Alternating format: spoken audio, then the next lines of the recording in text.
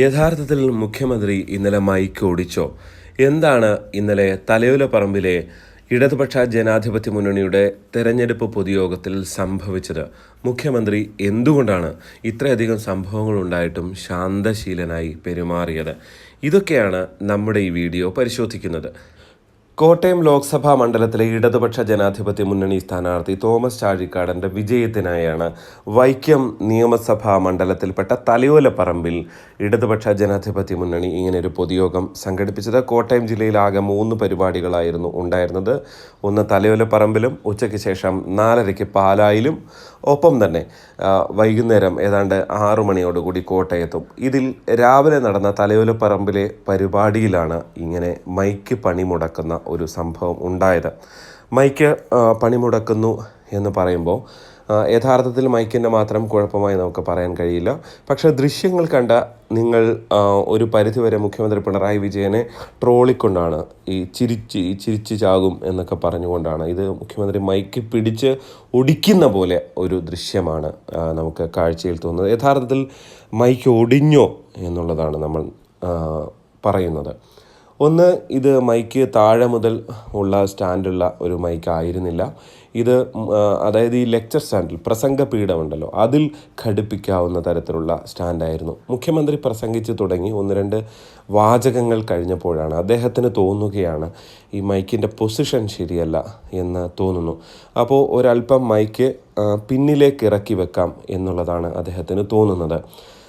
ഇതങ്ങനെ മൈക്കിലേക്ക് പിടിച്ച് ഒരല്പം പിന്നിലേക്ക് മുകളിലേക്കും താഴേക്കൊക്കെ ഒന്ന് മാറ്റാൻ ശ്രമിക്കുമ്പോൾ അദ്ദേഹത്തിൻ്റെ കയ്യിലിരുന്ന ഒരു പേപ്പർ താഴേക്ക് വീഴുന്നുണ്ട്. അപ്പോൾ പെട്ടെന്ന് അദ്ദേഹത്തിൻ്റെ ശ്രദ്ധ മാറുന്നുണ്ട്. പിന്നീട് സ്വാഭാവികമായും അദ്ദേഹം ഈ സ്പ്രിങ്ങുള്ള മൈക്കാണല്ലോ, അപ്പോൾ അത് ഇങ്ങനെ കുറച്ച് പുറകിലേക്ക് ആക്കാം എന്ന് കരുതി പുറകിലേക്ക് തള്ളുകയാണ്. അതായത് മുഖ്യമന്ത്രിയും ഈ മൈക്കും സ്വാഭാവികമായിട്ട് എതിർദിശയിലാണല്ലോ നിൽക്കുന്നത്. അപ്പോൾ ഈ ലെക്ചർ സ്റ്റാൻഡിൻ്റെ മുൻഭാഗത്ത് ആണ് ഇത് ഘടിപ്പിച്ചിരിക്കുന്നത്. ഒരു ക്ലാമ്പ് കൊണ്ട് ഘടിപ്പിച്ചിരിക്കുകയാണ്. അപ്പോൾ തള്ള് സ്വാഭാവികമായും ഇതിന് എതിരെ ആണ് വരുന്നത്. അതുകൊണ്ട് തന്നെ ആ ക്ലാമ്പ് ഇളകി ലെക്ചർ സ്റ്റാൻഡിലേക്ക് തന്നെ വീഴുകയാണ്. യഥാർത്ഥത്തിൽ മൈക്ക് ഒടിഞ്ഞിട്ടില്ല, പക്ഷേ ഇളകി വീഴുകയാണ് ഇന്നലെ അവിടെ ഉണ്ടായത്. സംഭവം ഉണ്ടായ ഉടൻ തന്നെ ആദ്യം മൈക്ക് ഓപ്പറേറ്ററൊക്കെ അതായത് ഇതിൻ്റെ കൺട്രോളിങ് പാനൽ ഒക്കെ ഇരിക്കുന്ന സ്ഥലത്തായിരുന്നു ഉണ്ടായിരുന്നത്. അവിടെ നിന്ന് അദ്ദേഹം ഓടിയെത്തുന്നുണ്ട്. അതിനു മുൻപ് തന്നെ മന്ത്രിമാരായ വി എൻ വാസവനും ഒപ്പം തന്നെ അവിടെ ഉണ്ടായിരുന്ന വേദിയിൽ ഉണ്ടായിരുന്ന ജോസ് കെ മാണി ഉൾപ്പെടെ എല്ലാവരും ഇതൊന്ന് ശരിയാക്കാൻ വേണ്ടി ശ്രമിക്കുന്നുണ്ട്. മൈക്കിന് യഥാർത്ഥത്തിൽ യാതൊരു കുഴപ്പവും ഉണ്ടായിരുന്നില്ല. അദ്ദേഹം സംസാരിച്ച് തുടങ്ങുമ്പോഴും കൃത്യമായ ഓഡിയോ തന്നെ ഉണ്ടായിരുന്നു. പക്ഷേ അദ്ദേഹത്തിൻ്റെ ഒരു തോന്നലിൻ്റെ അടിസ്ഥാനത്തിൽ അദ്ദേഹം ഒരല്പം പിന്നിലേക്ക് മൈക്ക് ഇറക്കി വെക്കാൻ ശ്രമിക്കുകയായിരുന്നു.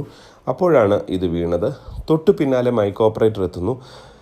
സ്വാഭാവികമായി ക്ലാമ്പ് സാധാരണഗതിയിൽ ഒരു മൈക്കാണെങ്കിൽ താഴെ വരെയുള്ള സ്റ്റാൻഡാണ്. അതിന് പകരം അത് വീണ്ടും അതിൽ കയറ്റി വെച്ചാൽ മതി. ഇവിടെ സ്റ്റാൻഡ് ആയിരുന്നില്ല ഉണ്ടായിരുന്നത്. സ്റ്റാൻഡ് അല്ലായിരുന്നു അവർ വെക്കാനും ഉദ്ദേശിച്ചിരുന്നത്. ഇതൊരു പുതിയ സ്പ്രിങ്, അതായത് മുഖ്യമന്ത്രി വരുന്നത് കൊണ്ട് തന്നെ ഏതാണ്ട് 10ഓളം മുഖ്യമന്ത്രിയുടെ പഴയ മൈക്കുമായുള്ള പിണക്കങ്ങളും പ്രതിഷേധങ്ങളും ഒക്കെ അവർ കണ്ടിട്ടുണ്ടാകും. അതുകൊണ്ട് തന്നെ ഒരു കുഴപ്പവും ഉണ്ടാകാതിരിക്കാൻ വേണ്ടി ഏതാണ്ട് 10ഓളം മൈക്കുകൾ അവിടെ ഉണ്ടായിരുന്നു എന്നാണ് നമുക്കറിയാൻ സാധിച്ചത്. മാത്രവുമല്ല, ഈ ഒരു സ്പ്രിങ്, അതായത് ഇന്നലെ വീണ ആ സ്പ്രിങ് ഏറ്റവും പുതിയതുമായിരുന്നു. അപ്പോൾ അത്രത്തോളം അവർ സൂക്ഷ്മത പുലർത്തിയാണ് അത് വെച്ചിരുന്നത്. പക്ഷെ അതിനിടെയാണ് യാദൃശ്ചികമായി അത് സ്വാഭാവികമായിട്ട് ആര് തള്ളിയാലും, അതായത് മൈക്ക് ഇങ്ങനെ പിടിച്ച് ബാക്കിലേക്ക് ആര് തള്ളിയാലും അത് ഇളകി വീഴും. അതിപ്പോൾ ആരാണെങ്കിലും ഇളകി വീഴും എന്നുള്ളതാണ് യഥാർത്ഥത്തിൽ അവിടെ ഈ മൈക്കിൻ്റെ ഭാഗമായി ഉണ്ടായ സംഭവം.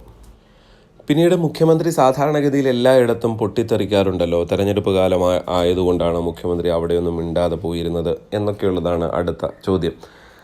അത് പേഴ്സണലാണ്. അതായത് മുഖ്യമന്ത്രി എന്തുകൊണ്ട് പ്രതികരിച്ചില്ല, മുഖ്യമന്ത്രിക്ക് എന്തുകൊണ്ട് രോഷമുണ്ടായില്ല എന്നുള്ളതൊക്കെ അദ്ദേഹത്തിൻ്റെ ഉള്ളിലുള്ള കാര്യമാണ്.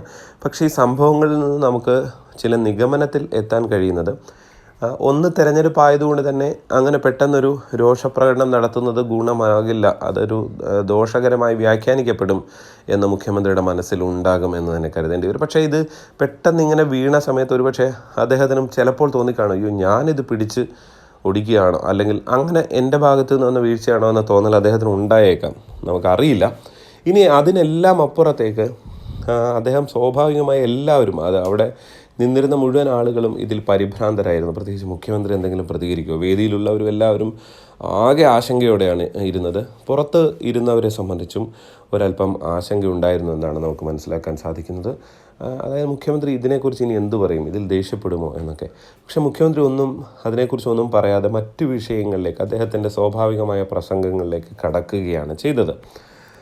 അത് എന്തുകൊണ്ട് എന്ന് മനസ്സിലാക്കാൻ സാധിക്കും. അതിനുശേഷം ഈ മൈക്ക് വീണ ഉടൻ തന്നെ, ഇത് നേരത്തെ പറഞ്ഞ പോലെ മൈക്ക് സ്റ്റാൻഡ് മാറ്റി വെക്കലല്ലോ, ഒരു 5 മിനിറ്റോളം ഇത് വീണ്ടും ഈ ക്ലാമ്പ് വീണ്ടും ഫിറ്റ് ചെയ്യുന്നതിന് സമയമെടുത്തു. അതായത് ആദ്യം ഓടി വന്ന മൈക്ക് ഓപ്പറേറ്റർ അദ്ദേഹത്തിൻ്റെ കയ്യിൽ, അദ്ദേഹം ആ ഫ്രണ്ടിലിരിക്കുന്ന കൺട്രോൾ യൂണിറ്റിൻ്റെ അവിടെ നിന്നാണ് വന്നത്. അദ്ദേഹത്തിൻ്റെ സ്പാനറോ അങ്ങനെ ഒന്നുകൂടെ ഘടിപ്പിക്കാൻ പ്ലെയറോ ഒന്നും ഉണ്ടായിരുന്നില്ല. രണ്ടാമത് അദ്ദേഹം വീണ്ടും പ്ലെയർ എടുക്കുന്നു. അങ്ങനെ എല്ലാം കൂടെ ഒരു 5 മിനിറ്റ് സമയം എടുത്തു.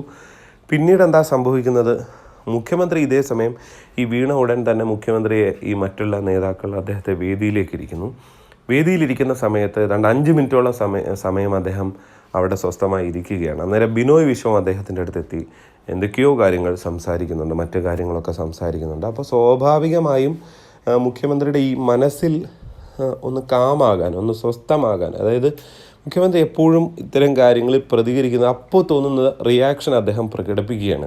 അത് അദ്ദേഹത്തിന് അങ്ങനെ ഏത് സമയത്താണെങ്കിലും ആ ഒരു റിയാക്ഷൻ പ്രകടിപ്പിക്കാതിരിക്കാൻ, അങ്ങനെ കൺട്രോൾ ചെയ്യാൻ കഴിയുന്നില്ല എന്ന് വേണം മനസ്സിലാക്കാൻ. കാരണം ഈ സംഭവങ്ങളെല്ലാം ഉണ്ടാകുകയും പലതും നെഗറ്റീവായി പ്രചരിക്കുകയും ചെയ്യുമ്പോഴും മുഖ്യമന്ത്രിയുടെ ഒരു പെരുമാറ്റത്തെയൊക്കെയാണല്ലോ ആളുകൾ വിമർശിക്കുന്നത്.